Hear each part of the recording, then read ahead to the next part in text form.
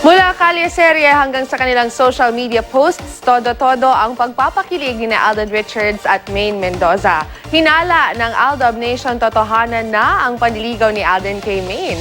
Ang Star Bites at ni Nelson Canla.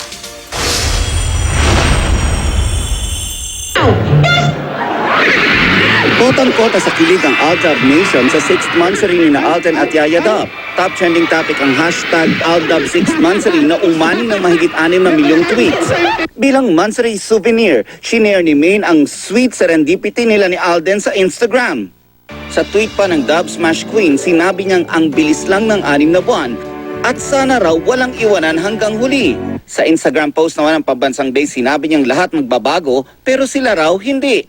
Hanggang Sunday, pinasaya tuloy ang laglagan wars with Rico Fabio at Chef Boy Next Door. Kami pa, malalaman namin feelings mo.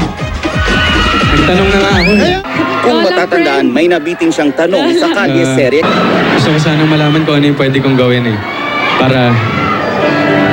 para sagutin mo na ako.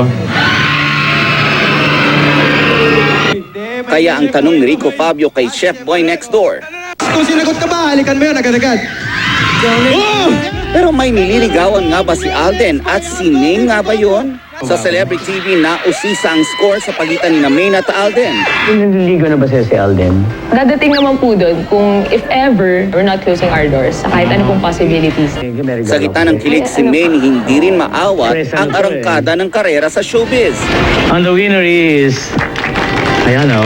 Ay, Sa unang pagkakataon, nahawakan na ni Maine ang kanyang Metro Manila Film Fest Best Supporting Actress Trophy.